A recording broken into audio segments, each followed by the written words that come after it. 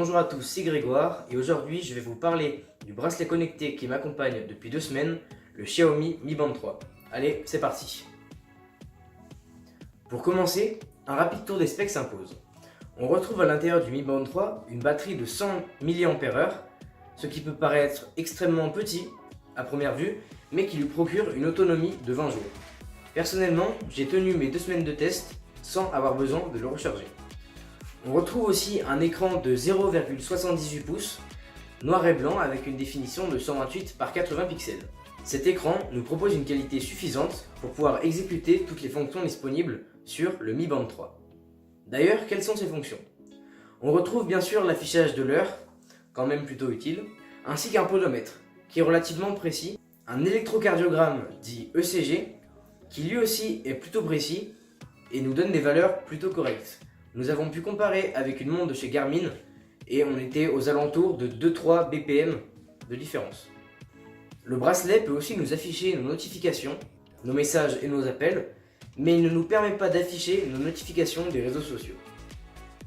Et si votre smartphone est connecté à Internet, vous pourrez lire votre météo directement sur le bracelet. C'est plutôt pratique. Enfin, on retrouve quelques autres fonctions comme par exemple le chronomètre, une alarme, et quelques personnalisations du menu de départ. Sur ce bracelet, on retrouve ni contrôle de la musique, ni GPS, ni NFC. Personnellement, je regrette le contrôle de la musique et le NFC, mais le GPS n'est pas du tout utile car l'application Mi Fit dans votre téléphone vous le propose.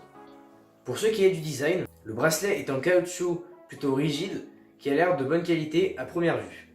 Ce bracelet est résistant à l'eau jusqu'à 50 mètres de profondeur, il vous accompagnera donc dans vos séances de piscine.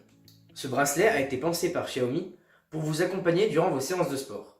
Ce n'est pas un bracelet haut de gamme car, je le rappelle, il coûte 30 €, ce qui n'est pas énorme pour un bracelet connecté. Le sport prend une grande place dans l'interface Mi Fit. On retrouve 2 menus vous indiquant votre nombre de pas journalier et une application qui ressemble à 2 gouttes d'eau à Runtastic, qui a d'ailleurs remplacé Runtastic pour ma part, permettant d'utiliser le GPS. Ce bracelet ne possède pas énormément de défauts et a beaucoup de qualités, comme par exemple son écran qui est assez lumineux pour pouvoir le lire au soleil, ou bien sa résistance à l'eau de 50 mètres, mais il possède aussi un léger défaut qui est son tactile. Son tactile peut être parfois capricieux, on est obligé d'aller chercher sur les bords de l'écran pour pouvoir avoir un tactile convenable. Il y a une certaine latence, mais on ne peut pas trop lui reprocher du fait de son prix. J'aimerais rapidement vous dire qu'un bracelet connecté, ce n'est pas une montre connectée.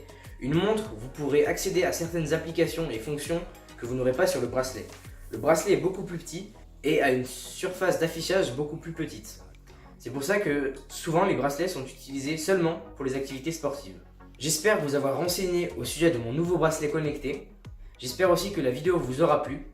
N'hésitez pas à vous abonner et à laisser un commentaire. On essaye de tous les lire.